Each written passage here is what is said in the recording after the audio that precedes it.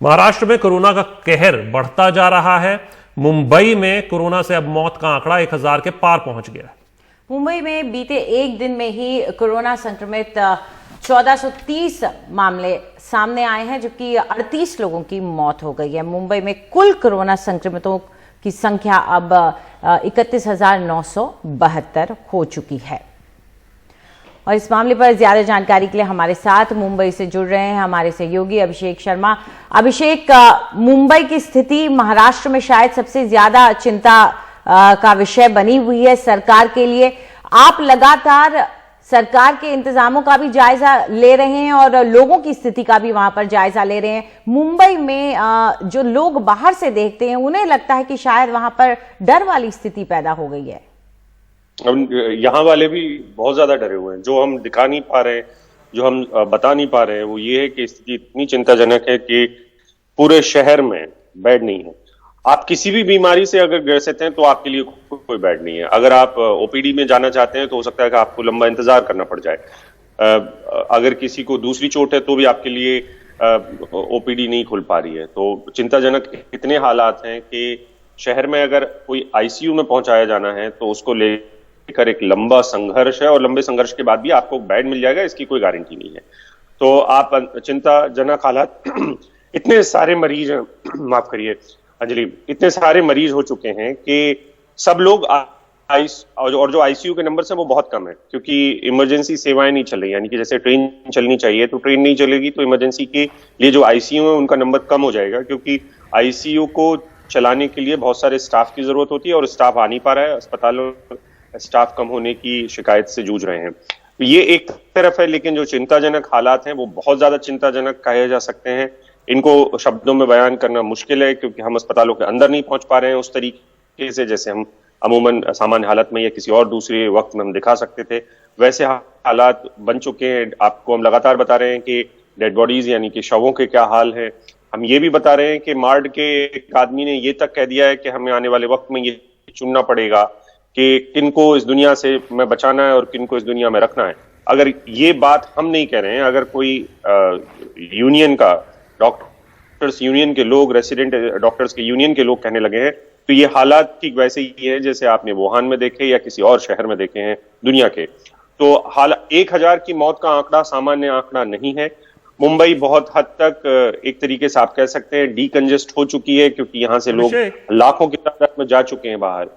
तो ये आप बाहर के लोग हैं, दिल्ली के लोग, शायद दिल्ली में जो बैठे लोग हैं उनको इस परिस्थिति का अंदाजा इस वजह से भी नहीं होता है क्योंकि वहां पर एक खुद की तरफ से सोशल डिस्टेंसिंग है, क्योंकि शहर खुला हुआ है। आप बड़े घर में रहते हैं, मुंबई एक छोटे छोटे घरों में रहता है।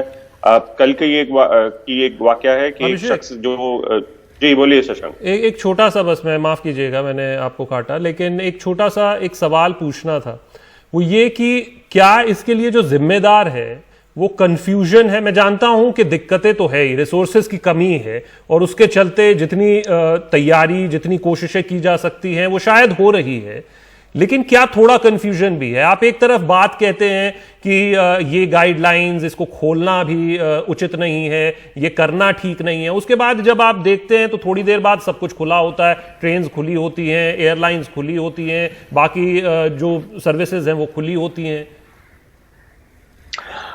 हमें दर्शकों को ये बात साफ करना बेहद जरूरी है कि देश में एनडीएमए एक्ट लगा हुआ है।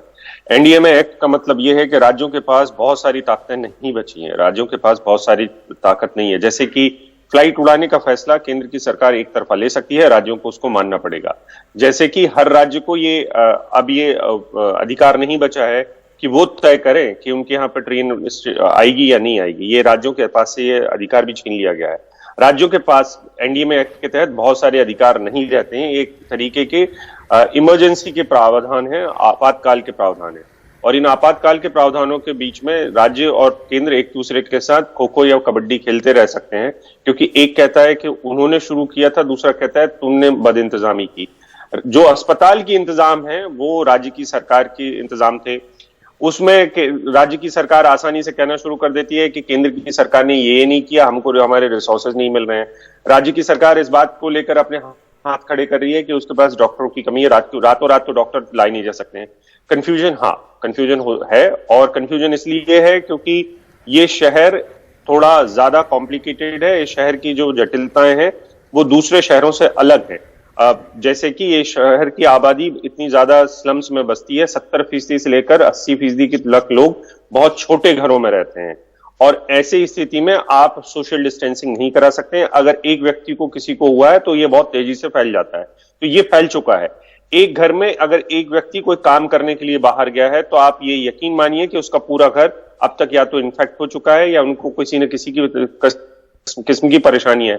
और ऐसा जैसे जो मैं वाकया बता रहा था कि एक शख्स को जिनको हुआ है उनकी पूरी फैमिली को प्रॉब्लम हो चुकी है, और अब उनके पिता माता जो है बुजुर्ग हैं उनको क्वारंटाइन कहाँ किया जाएगा, उनको उनके घर से नहीं। तो अगर घर में 4 लोग हैं 5 लोग हैं तो सब जो मेन व्यक्ति है, आप समझिए बाहर जो स्थितियां हैं जो हम समझा नहीं पाते, हम समझा तो सकते हैं, बता सकते हैं, लेकिन हम कई बार दिखा नहीं पाते हैं कि घर का मेन व्यक्ति आईसीयू में है और बाकी के जो परिवार के लोग हैं वो क्वारंटाइन सेंटर्स में हैं या उनको भी अस्पतालों में भेज दिया गया है। अब आप बताइए कि छोटा बच्चा या घर पे जो महिला है वो अपने कैसे सब चीजों को मैनेज कर रही होंगी, घर की गृहिणी कैसे मैनेज कर रही होगी, जो अस्पताल है वहां पे कौन जाएगा, आप तो कोविड के अंदर जा नहीं सकते हैं।